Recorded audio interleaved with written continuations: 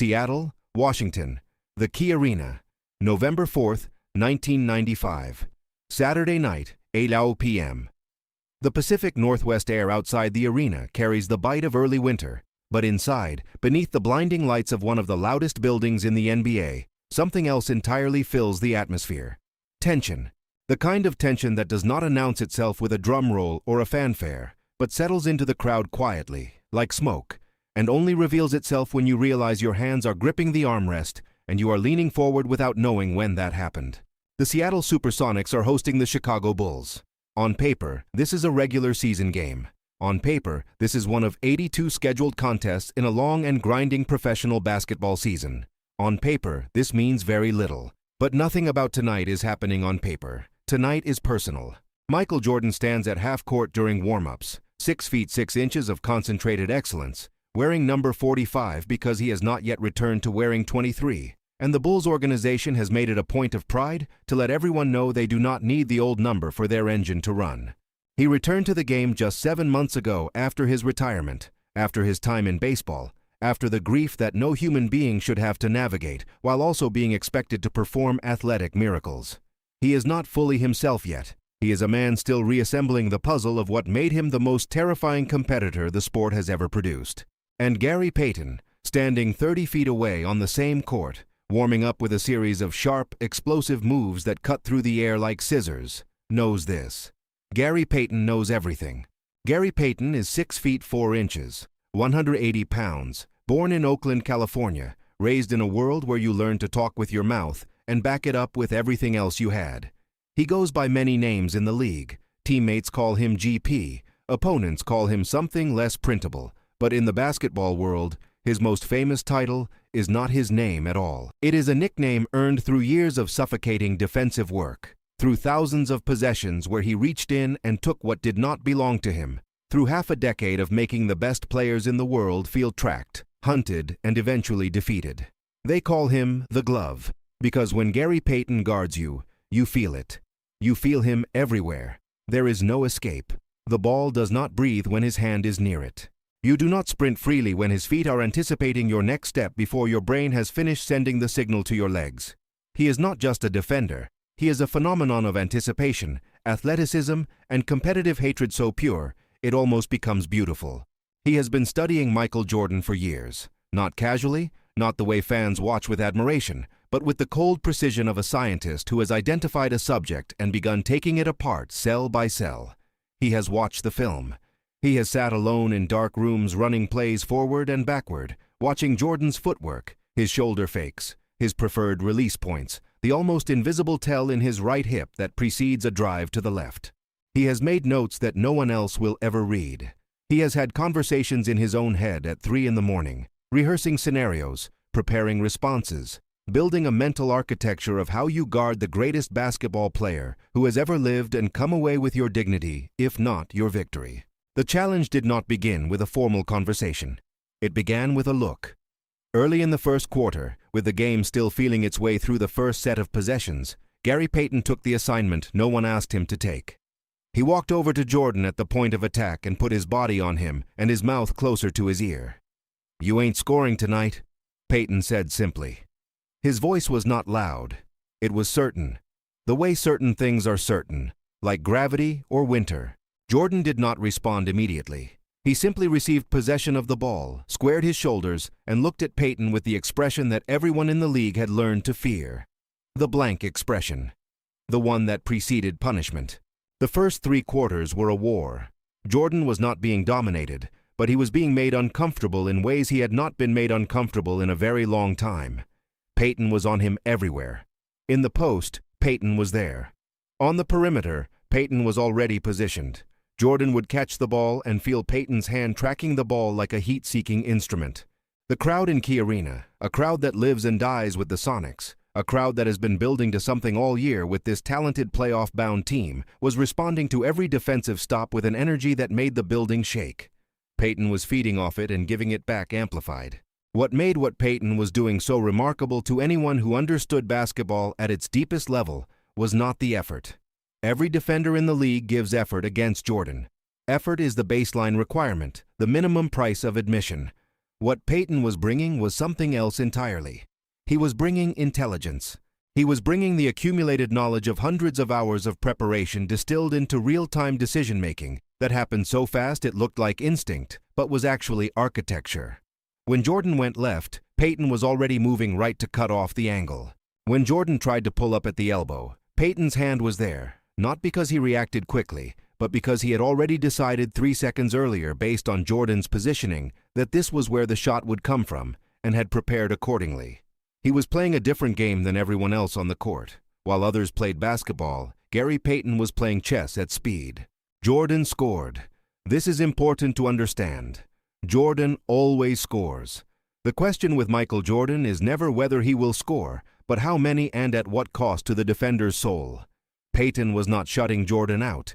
He was making him work. He was making him earn every single point through effort so concentrated and physical contact so constant that by the third quarter, Jordan was spending more energy than he was used to spending, and the cumulative weight of that was beginning to show in ways that only someone who watched Jordan every night would recognize.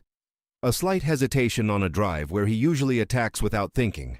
A pull-up jumper where he normally goes one step further. Small things, invisible things to the casual fan. But to Gary Payton, who had been studying this man's body like a navigator studies stars, they were enormous. And Payton was talking the entire time. This is perhaps the most underrated aspect of what Gary Payton brought to the basketball court. His mouth was a weapon as sophisticated as his feet or his hands. He did not simply trash talk in the generic, interchangeable way that many players do, the vague insults, the performative aggression. Payton was specific. He was personal. He was accurate in the way that made it sting rather than roll off. He referenced things he had no business referencing. He anticipated your response and had already prepared the counter before you opened your mouth. He made you feel like he was inside your head, which was exactly where he wanted to be, because he understood that the court is a physical space, but basketball is ultimately a mental game, and if he could occupy your mind, he had already won a battle that no box score would ever record. Jordan, to his enormous credit, gave back everything Payton sent. This was not a conversation conducted in silence on one side. Jordan was in Payton's ear, in his face, dissecting him the same way Payton was dissecting Jordan.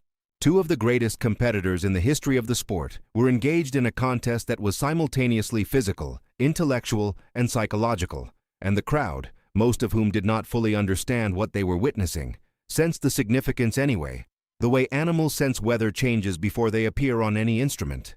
They were louder than they needed to be. They were leaning forward without instruction.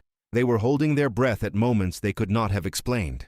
The fourth quarter began with the Bulls leading by 3 points. The Sonics were not defeated, not even close, and the heart of their resistance was Gary Payton, who had by this point become something beyond a player in a game. He had become a statement. He was demonstrating in real time, to everyone present and everyone watching on television, that Michael Jordan, the most unstoppable scorer the sport had ever seen, could be made to labor, could be made to struggle, could be made to feel, if not stopped, then at least contested in a way that was genuine and dangerous and real. With 6 minutes left in the game, Jordan received a pass at the elbow. Payton was on him immediately, body low, hand up, feet alive and ready. Jordan began his move, that familiar triple threat jab, the shoulder lean, the eyes that never quite tell you which way the drive is coming. Payton read every signal and answered each one. The two men were for one extraordinary moment, a single organism of competitive intention, each canceling the other out in a dance so fast and precise that the assistant coaches along both benches stood without realizing they had stood. Jordan went up for the jumper. Payton was there. The ball rattled off the back of the rim. The Sonics secured the rebound. Key Arena exploded. What happened in the next 2 minutes was the kind of basketball that people who were in the building on that night carry with them for the rest of their lives as a private treasure. The kind of memory that does not translate fully into statistics or highlights, but lives completely in the body of the person who experienced it. Payton took the ball in transition, pushed the pace, and attacked the basket with the fearlessness of a man who had already decided that this game, this night, this moment was going to belong to him. He scored. He forced a turnover on the next defensive possession. He scored again. He talked the entire time, not to distract himself, but because the talking and the playing were the same thing for Gary Payton.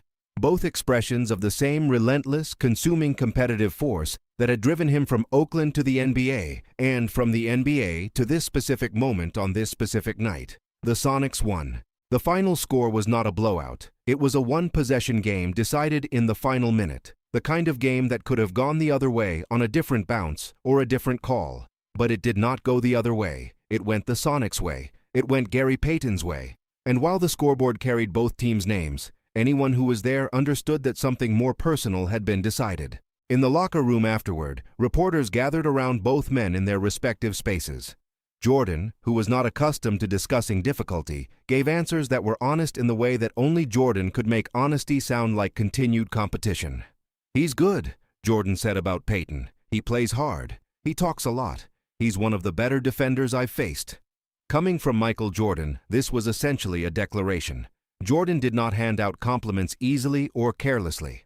Every word he offered was selected with the precision of someone who understood that language. Like basketball, is a game where every choice carries consequences.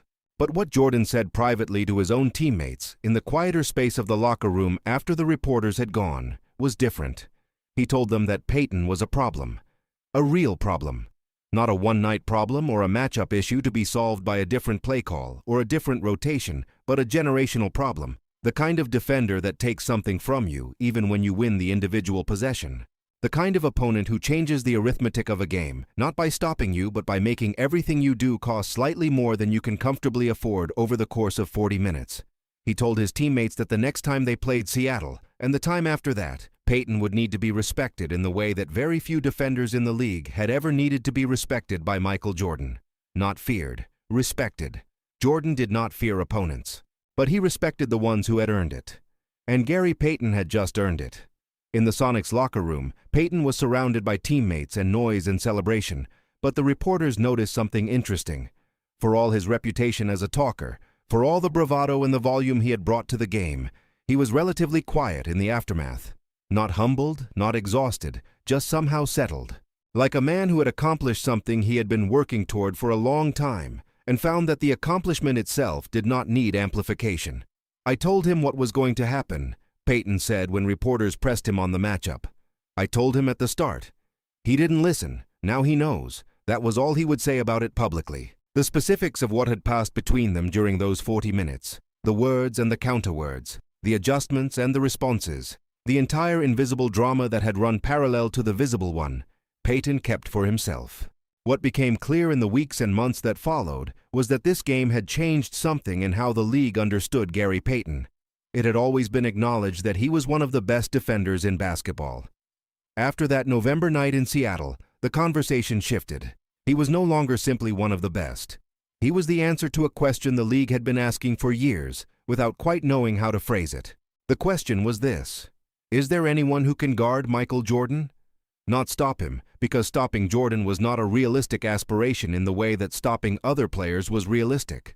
But guard him, make him uncomfortable, impose a cost, make the greatest player in the world feel the game differently than he felt it against everyone else.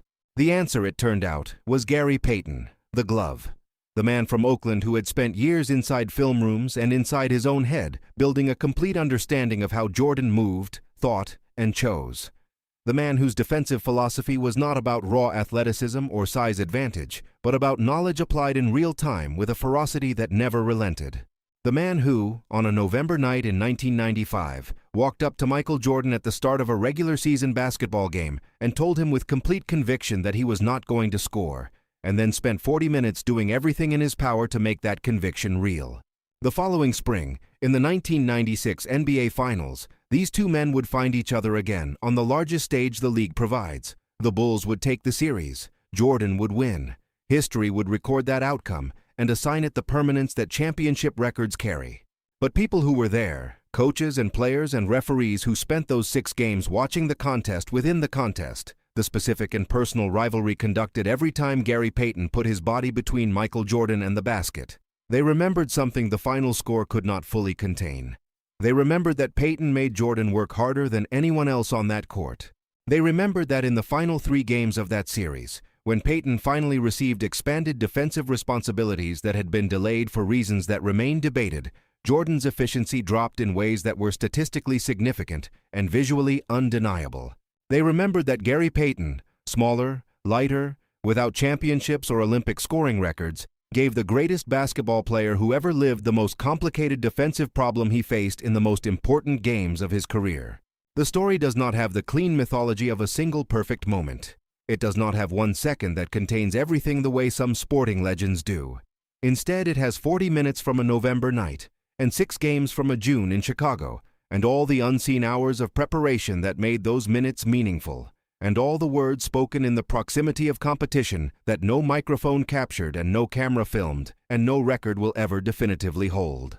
What it has, most completely, is the image of Gary Payton's face during that regular season game. Not the trash talk, not the celebration, not the post-game quotes. Just the expression he wore for 40 minutes on that Saturday night in Seattle, the look of a man absolutely without doubt, absolutely without apology, doing exactly what he had prepared to do against the one opponent who made the preparation worth everything. Michael Jordan was the nightmare for every defender in the NBA. On that night, Gary Payton made sure the nightmare ran both ways.